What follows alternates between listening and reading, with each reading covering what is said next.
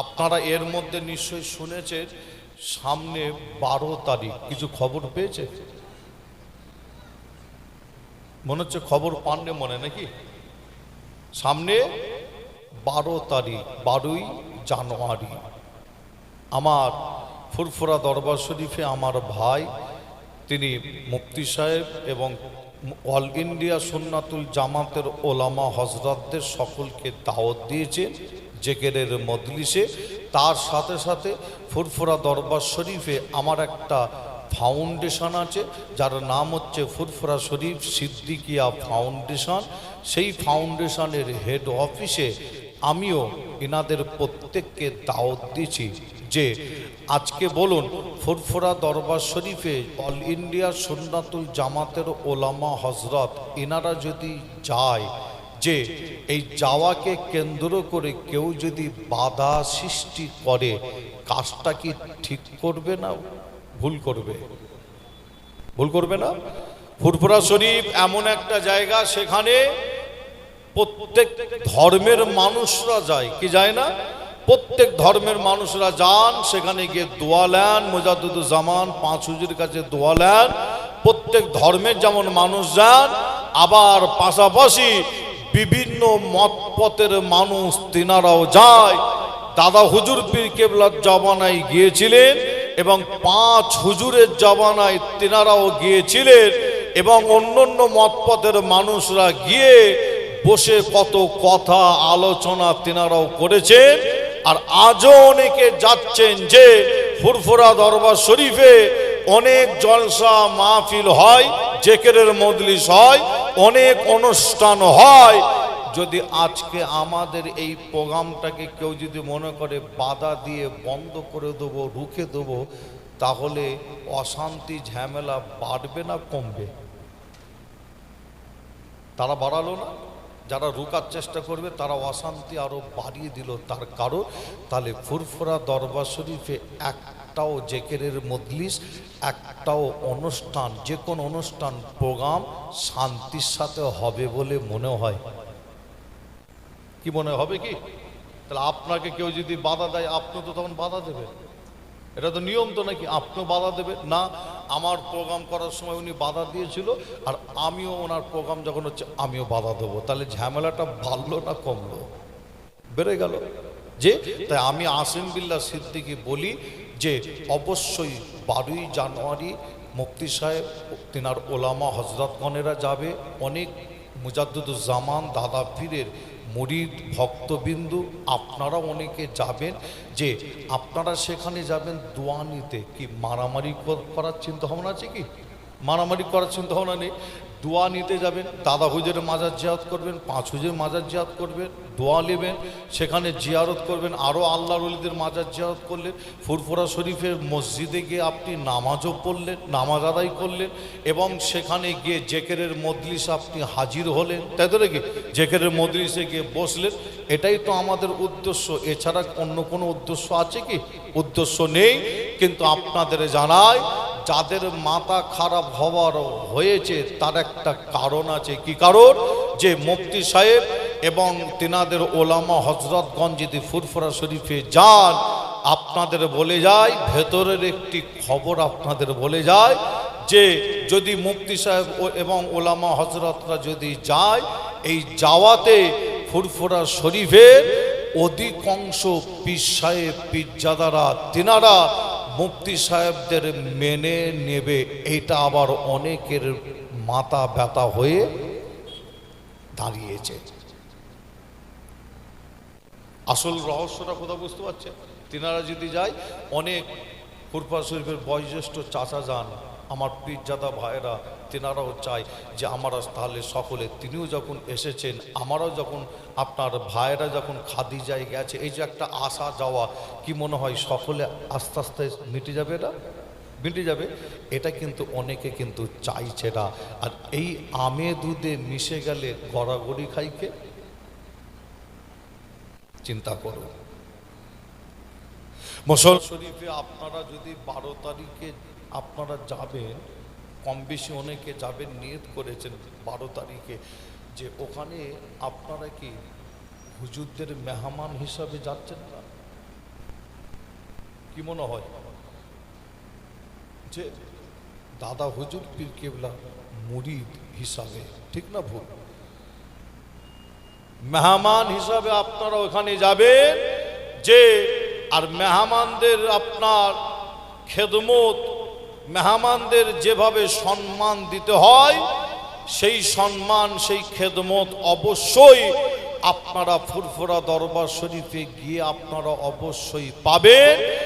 আপনারা গুজবে কান আপনারা দেবেন না। অনেক রকম কথা সোশ্যাল মিডিয়ায় শুনছেন, দেখছেন বক্তব্য, গুজবে কান আপনারা দেবেন না। অনেক রকম বক্তব্য, অনেক রকম কথা, অনেক রকম চেষ্টা চালাচ্ছে, যে কিন্তু আপনাদের জানাই হকের ওপরে, ন্যায়ের ওপরে, সত্যের ওপরে থাকলে ইনশাল্লাহ আল্লাহর মাদাত হবে। জোরে বলুন সুবহানাল্লাহ। এবার আপনি রাস্তাতে যাবেন, ফুরফুরা শরীফে ঢুকবেন, গাড়ি পার্কিং করলেন, বিভিন্ন রকমের লোকজন থাকে, থাকে না? যারা দেখবেন পায়ের ওপরে পা দিয়ে, কি পায়ের ওপরে পা দিয়ে কি করতে চায়? ঝামেলা করতে চায় না? কিছু ব্যক্তি আছে না, কিছু ব্যক্তি আছে। আপনারা গাড়ি পার্কিং করলেন, ফুরফুরা দরবার শরীফে পার্কিং করলেন, উজল পুকুর ধারে কি ধনপোতা বলে একটি জায়গা আছে, দাদা হুজুর যেখানে ইবাদত করতেন, সেখানে ফাঁকা মাঠ বা রাস্তার ধারে আপনারা গাড়ি পার্কিং করে আপনারা দাদা হুজুরের মাজার জিয়ারত করলেন। যে কেউ কোনো রকম আপনারা ঝামেলার মধ্যে জড়াবেন না। অনেকে চেষ্টা করবে, কিন্তু আপনাদের জানাই ওই প্রোগ্রামটা 12 তারিখে ইনশাল্লাহ আল্লাহ কারে সাকসেসফুল হবে।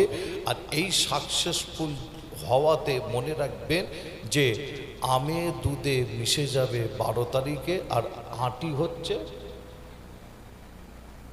আটি কি 12 তারিখের পরেই কিন্তু দেখা যাবে। অনেক রকম প্ল্যান, অনেক রকম চেষ্টা চালাচ্ছে। আমি মাইকে আপনার প্রকাশ্য বলবো না, যে আজও তারা চেষ্টা চালাচ্ছে।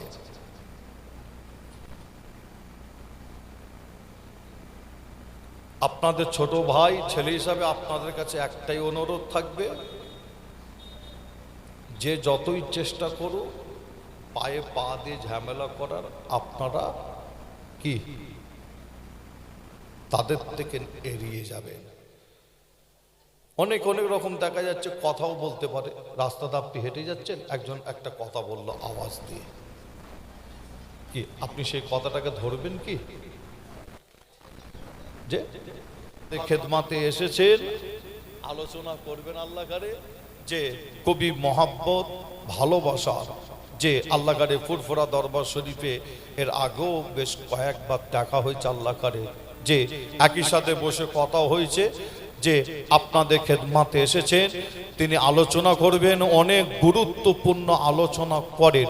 কিন্তু আমার ভাই বসে আছে, একটা কথা একটু বলি, যে আপনার বর্তমান সময় একটা ভাইয়ের একটা বক্তব্যকে কেন্দ্র করে, যে ফুরফুরা শরীফের অধিকাংশ, আমি নাম বলছি না, যে এবং আরো অনেকে ব্যক্তির একটা অভিযোগ, ভাইয়ের একটা কথা, কি অভিযোগ? আমি তখন বাংলাদেশ সফরে ছিলাম, যে ভাই আলোচনা করতে করতে কোন একটি জায়গায় বলেছিল যে ফুরফুরা শরীফে অল ইন্ডিয়া সুন্নাতুল জামাতের ওলামা হযরতগণেরা যাচ্ছে, আপনারাও যাবেন। সেখানে আমাদের কত লোক আছে দেখাতে হবে নাকি,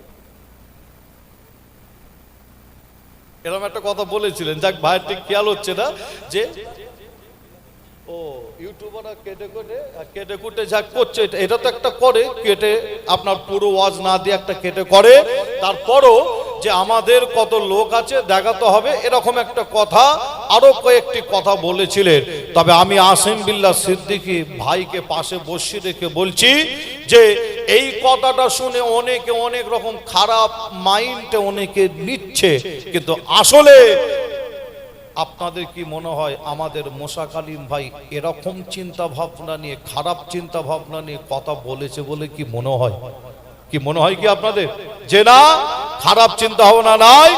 ভাইয়ের বক্তব্য শুনে আমি যতটুকু বুঝতে পেরেছি সেটা হলো কি, যে অনেকে বলে, দেখবেন বাজারে অনেকে বলে, কি বলে, অল ইন্ডিয়া সুন্নাতুল জামাতের এই সংগঠন, এই সংগঠনের লোকজন নাই, ওই কটা লোককে নিয়ে হই হই করে। কি বাজারে এরকম বলে না অনেক, বলে না, বলে না, অনেকে বলে তো, দেখবেন অনেক ফচকে বক্তা আছে তারা বলে যে, তাই ভাইয়ের আসল বক্তব্য এটাই ছিল, আমি যতটুকু বুঝতে পেরেছি, যে অল ইন্ডিয়া সুন্নাতুল জামাতের সংগঠনের পিছনে যে হাজার হাজার হাজার হাজার মানুষ আছে এবং তাদের দোয়াও আছে।